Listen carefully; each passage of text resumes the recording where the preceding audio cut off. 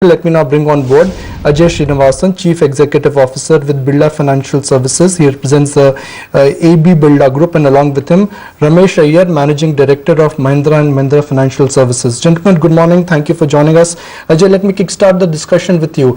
Do you think the RBI final guidelines are clear and it's now easy to understand, or you would still take the final guidelines with a pinch of salt?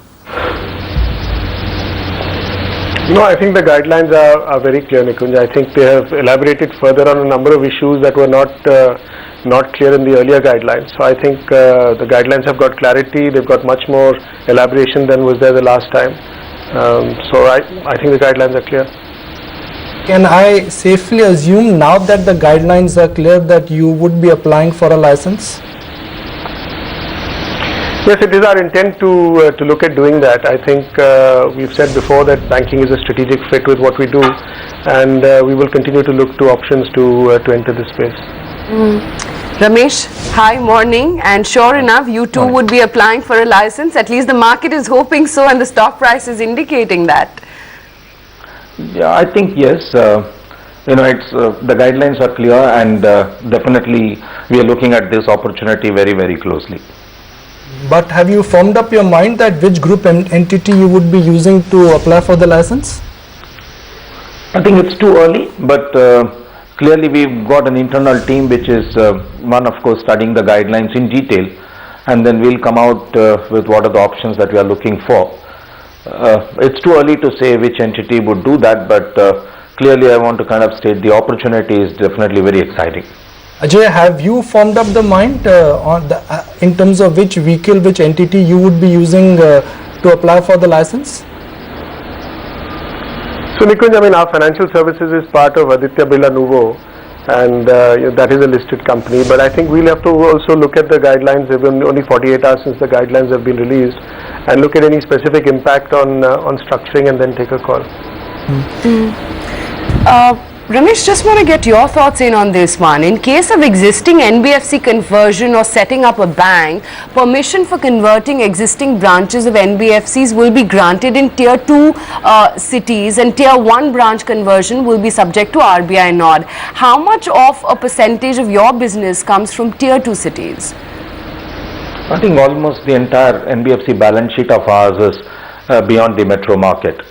So if you kind of look at almost all our branches and the customer where they are located, they are upward of Tier 2, 3, 4, that kind of a city.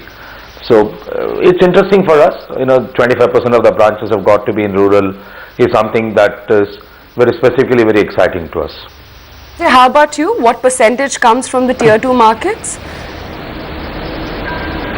So our NBFC specifically doesn't have a presence in Tier 2 as of now, but across the group and across financial services, we are present pretty much across the length and breadth of India. So I think we will use a broader framework and a broader network to be able to access and get the reach we want. Ajay, since NBFCs are governed by a different set of guidelines and banks are governed by a different set of guidelines, do you think in the near term, this will change the business model for NBFCs? Well, I think it depends what the NBFC really wants to do, Nikunj. I think if the NBFC has a plan that is aligned with the bank, I see them accelerating that if they have an intent to get into banking. But I think if the NBFC is doing things that are not necessarily all going to move into the bank, then that could lead to a different approach. Ramesh, if and when you do apply for a license, would you actively seek any foreign investment as well? See, all these are pretty too early to really comment upon. Once we decide what's the way forward, what kind of a model we are really looking at, which entity will look at moving forward with this, all that will then decide the whole structure. Ajay, how about you? Premature to guess whether or not there would be any foreign investment? Yeah, I think it's far too premature to guess, Aisha. Ajay, but in general, the competition in the banking space will intensify, and historically I have seen that every time competition has intensified, there is a fight. There is a fight to gain market share. There is a fight to grab market share. Companies, they tend to suffer. Margins, they tend to go down, and the consumer wins. So whereas this is great news for a banking customer or consumer, but indirectly we could be staring at a price war now. Yeah, I think you got to look at it from two perspectives, Nikunj. I think on the first hand, I agree with you that competition is greater than it was the last time licenses were given. The banking sector has clearly developed significantly since then. So competition will be a little, obviously a little bit more. But at the same time, if you look at the broader opportunity, I mean, even today, 35-40% of Indians have a savings account. So there is still a very large unbanked and underbanked population. So I think you've got to look at the two together, and only that will determine how the dynamics play out. Ramesh, who will lose because of the new banking licenses?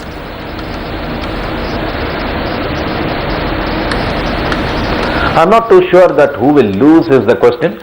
I think it's a question of the larger opportunity. I think there is a need for more players in that segment, and as you rightly said, ultimately the customer wins. But it's all a question of what kind of products get designed, where are we trying to offer this product, and now with technology so much advanced, I think the efficiency can be brought in, the transaction cost can be much lower. So I think there is a need to look at it little more differently from the way we were looking at it earlier. Ajay, this is 2013.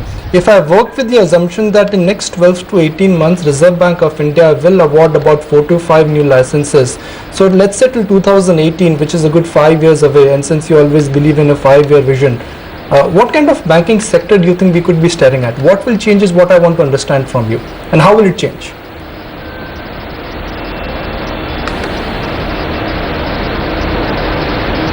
Ajay, that question was for you.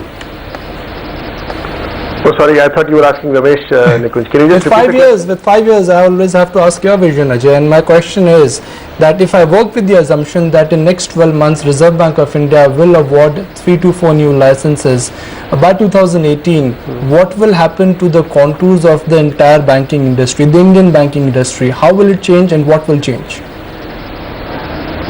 Well, I think you'll definitely see much greater spread of banking. I think both geographically and in terms of customer segments.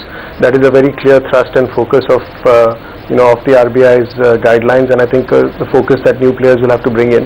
As you said earlier, I think customers will benefit. There will be therefore more competition, more choice, and I think technology and innovation will be a significant part of what you will see over the next 4 to 5 years.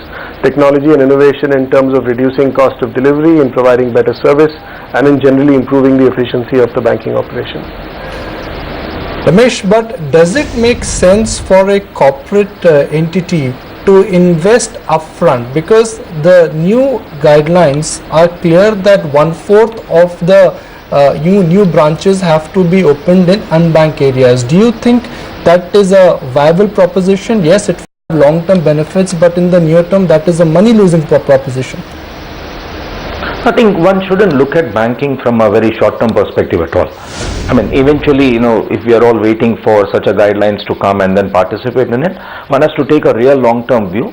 Any business for that matter, you will have to invest upfront some kind of a capital, looking at what's a long-term opportunity for a model like this.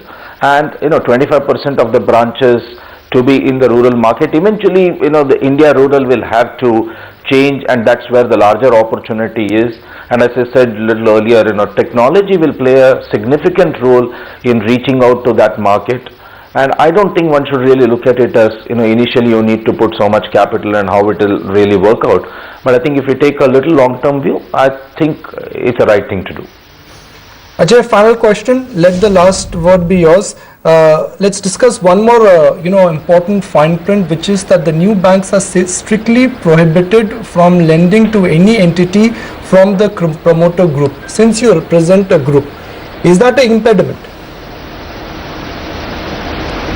Actually, we don't think that's an impediment at all. I think there have been a number of issues and concerns raised about conflicts of interest for corporates that are conglomerates, and I think this, in a sense, kind of addresses that issue. So we welcome this, and we have completely understand what RBI is trying to do, and we are supportive of that. Okay, Ramesh as well as Ajay, good to have you guys on board with us, and really appreciate you taking the time out to join us today. Quiet start to the markets, but lots of individual stars. You've got REC, Gujarat Fluoro, LIC Housing Finance, Sun TV, and of course Ranbaxy is really the star in today's trading session. A good 4.5% bump up is what you're seeing for the stock price. Let's